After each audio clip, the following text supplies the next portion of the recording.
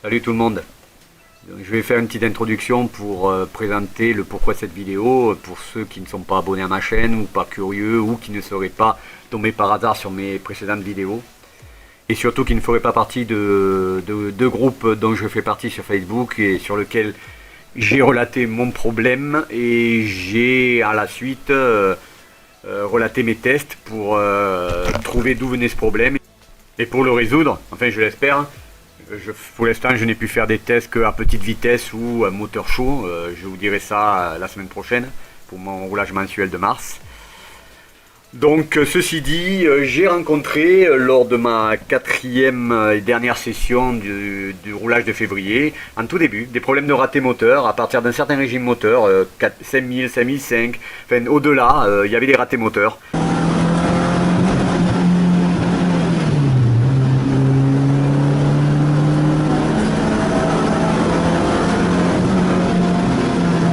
Bien sûr, vous vous doutez, avec moi, m'ont fait dès le week-end suivant, voire même dès la semaine suivante, les premiers jours, chercher à comprendre la source de ces problèmes et surtout, bien sûr, les corriger et le réparer. Je suis parti sur un problème électrique à la base. On verra après, hein, comme on dit, on va en tâtonnant, mais c'est pour moi la principale cause. Et donc, j'ai commencé à soupçonner en tout premier la bobine et les faisceaux d'allumage. La bobine parce qu'elle a l'âge de la voiture, donc 22 ans. Les faisceaux d'allumage, eux, ce sont des NGK.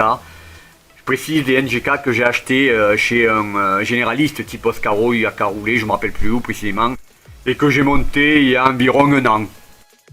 Alors pour la bobine, quoi qu'il arrive, vu son âge, je ne me suis pas embêté, j'en ai commandé une neuve. J'ai commandé une Beru puisque je me suis rendu compte en la regardant de près que l'origine, le stock origine Renault, c'était une Beru.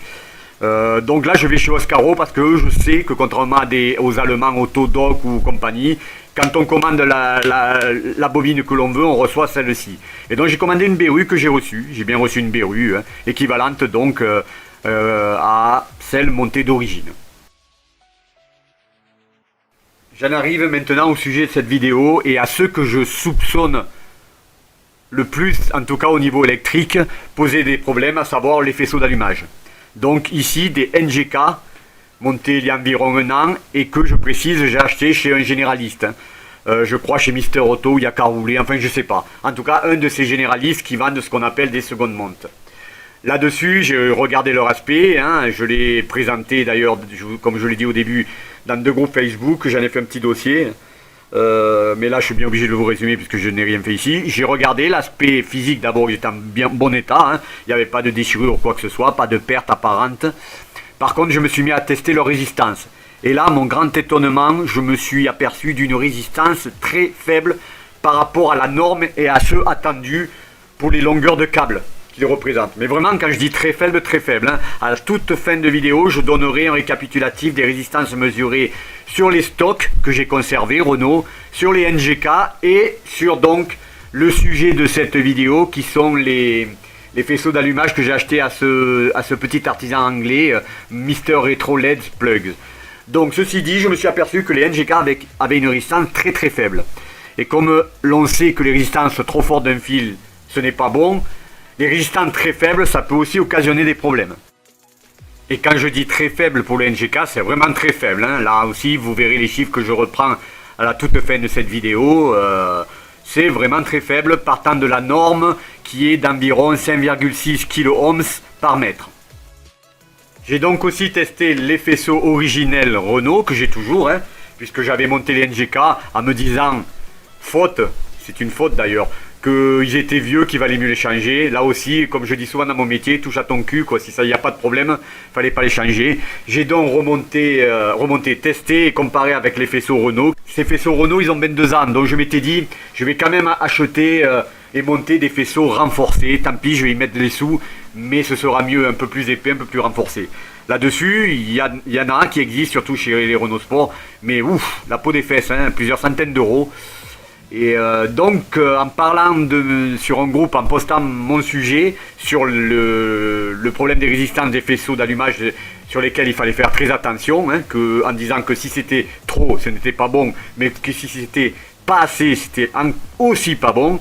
J'ai un sympathique membre d'un de ces groupes, je vais le nommer, du moins son pseudo sur Facebook, Sid, donc merci à toi si tu passes par là. Donc Sid, qui est propriétaire d'une mini sportive, est venu me parler en privé en me donnant le nom de ce Mr Retro Let's Plug, qui est un petit artisan anglais, comme ont beaucoup encore les Anglais. Hein. Nous, en France, on a des très bons, hein, sachez-le, mais c'est souvent des grosses boîtes qui ne fabriquent pas à l'unité pour un petit particulier. Il faut y mettre les sous. Là, en Angleterre, on a encore, je dis on, parce qu'on peut tous en profiter, on a encore la chance de voir, même avec le Brexit, qui est un peu plus embêtant, mais tant pis, hein, ils ont encore la chance d'avoir un petit tissu d'artisans qui font de la très bonne qualité pour pas cher, et qui, eux, fabriquent à l'unité, à la demande. Donc, il m'a parlé de ce Mister Retro en me disant d'aller voir, peut-être qu'il fabriquait pour ma Clio 2 RS. Hein. Ce dont je me doutais, parce qu'il faut savoir que les RS en Angleterre, c'est un gros marché. D'ailleurs, le marché anglais est le second marché au monde pour les RS après la France. Hein. Donc j'ai été parcourir son catalogue et miracle, ou pas, parce que je m'y attendais, j'ai bien retrouvé des faisceaux que lui fabrique à la demande, je précise, des faisceaux renforcés pour ma Clio 2 RS, des faisceaux d'allumage.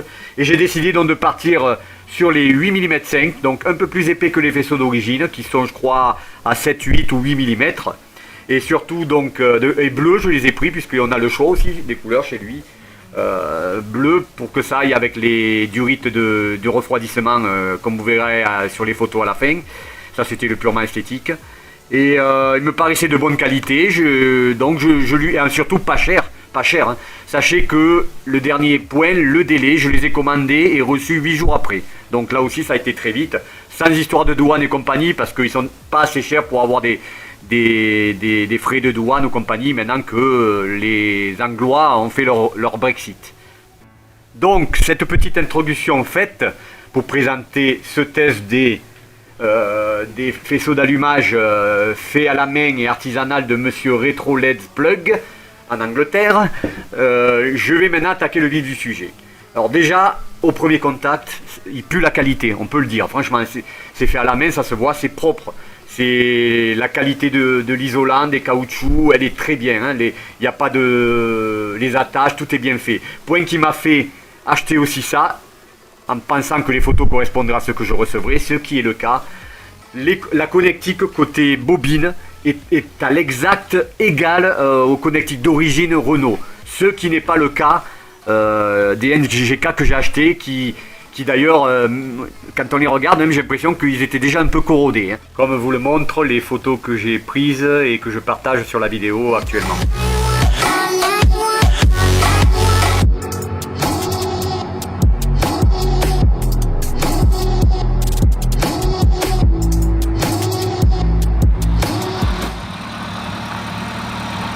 Tout est bene, tout tourne normalement.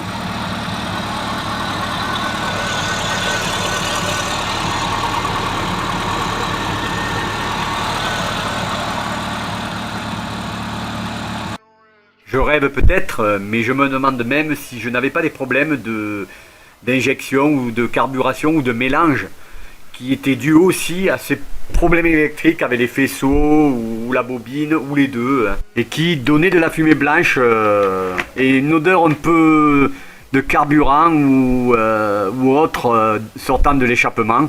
Alors bien sûr dans la fumée blanche il y avait beaucoup de condensation, mais il y avait aussi peut-être ça que je ne constate plus, miracle, ni fumée blanche qui disparaît rapidement dès que la ligne est chaude, ni cette odeur légère de carburant que je pouvais avoir avant. Pour preuve, plus de tout de fumée blanche qui était due en grande partie à la condensation, certes, mais pas que, parce que même la ligne chaude, il y en avait un petit peu. Donc il me dit que j'avais pas un problème de carburation, on va dire, mais pas dû aux pièces elles-mêmes de la carburation, hein, ou de l'injection, mais de l'alimentation électrique, hein, avec un problème avec les faisceaux NGK et ou avec la bobine.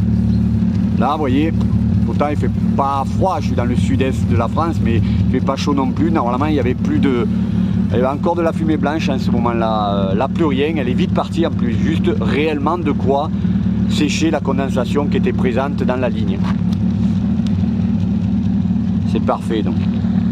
En plus, il y a même plus, il y avait une drôle d'odeur aussi. Là, elle est plus. J'ai l'impression d'avoir retrouvé un moteur parfait. Autre problème résolu ou amélioré avec la monte de ces faisceaux et surtout, je dirais, la suppression des faisceaux NGK et de la bobine ancienne, c'est que j'ai supprimé la bande de ralenti. Tous les Clio 2 RS6, les Clio RS6 tout court, du moins 2 et 3, connaissent ce problème des bandes de ralenti dites VDO parce que c'est la marque originelle qui est montée, qui pose souvent des problèmes parce qu'elle est fragile et elle donne un ralenti instable ou qui fait le yo-yo. Il y a à peu près un an et demi, j'en ai fait une vidéo d'ailleurs si ça vous intéresse, je la mettrai aussi dans les informations sous la vidéo et dans le message épinglé. J'ai supprimé donc cette bande ralenti comme on peut le faire sur les Clio 2 RS phase 1 parce que notre papillon est mécanique et on a la petite, on triche en fait, hein. On triche en ouvrant ou en fermant plus ou moins le clapet du papillon mécanique par rapport à la vis qui nous permet de régler son angle. Donc ceci dit, avec ça, à froid, et en ce moment quand même il fait froid, je mettais quand même, il fallait que je laisse le pied droit appuyé à petit régime naturellement, quelques secondes, voire pas mal de démarrage pour arriver à ce qu'elle ne cale pas. Et bien là, écoutez, allez, je laisse quoi, 10-15 secondes, 20 secondes grand maximum, et elle prend de suite un régime bas, puis qu'elle remonte, hein, suivant le calculateur, mais elle ne cale plus. Donc même là, le ralenti est meilleur, quoi. Je vais maintenant vous donner le plus intéressant à voir, hein, et qui pour moi, pour les NGK, vu la très faible mesure, pose problème. Ce sont les résistances des 4 faisceaux des 3 jeux que j'ai, donc le jeu stock, le jeu NGK, et donc celui qui est monté actuellement depuis aujourd'hui et que je vais tester et qui restera, le jeu Mister Retro LEDs and Plugs.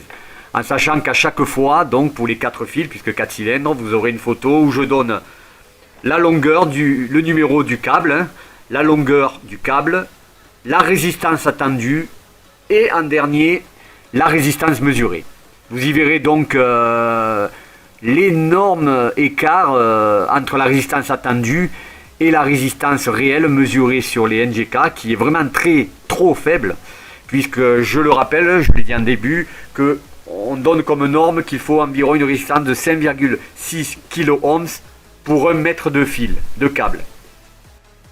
Avec une tolérance en plus et en moins de 20% environ.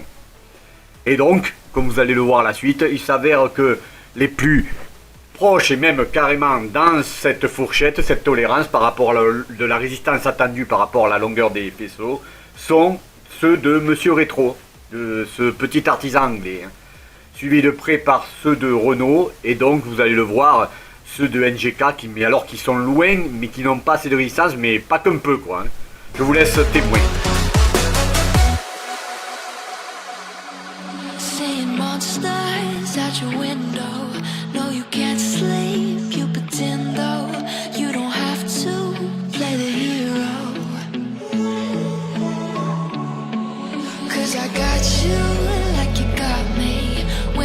Shakes when the bombs scream until our last breath, every heartbeat.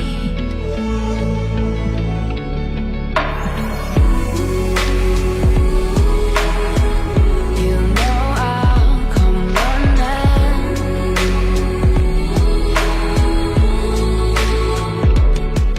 La conclusion finale donc sur ces faisceaux d'allumage Mister Retro, qui donc ce petit artisan anglais, sont très bons, hein, pour les premières vues. Ce sont des faisceaux de très bonne qualité de fabrication, hein, à la vue, au toucher. Ils ont la plage de résistance parfaitement attendue pour ces faisceaux en fonction de leur longueur, hein. Les plus proches même, donc je vous le résume, de ce qui est attendu entre même les stocks Renault Sport. Et alors n'en parlons même pas des bien trop faibles avec leur résistance NGK, et que au test réel, pour l'instant donc je le rappelle au point mort, hein, moteur chaud, des accélérations, des montées en régime, même quelques rupteurs, tout fonctionne parfaitement, la puissance est là, la pression de l'huile moteur est là, tout est bon. Hein. Donc mon retour, mon premier retour là est très bon, parce que s'il rajoute en plus qu'ils ne sont pas si chers que ça, même pas cher du tout par rapport à des faisceaux renforcés d'autres marques. et que ils valent le coup quoi pour l'instant. Hein. Alors bien sûr, naturellement, je ferai un retour définitif après mon prochain roulage, puisque là, ce sera carrément sur circuit. Hein. J'ai 3 sessions de prévues le mois prochain, ce mois-ci, puisqu'on est au mois de mars. Et cet essai à l'usage donnera ma conclusion finale.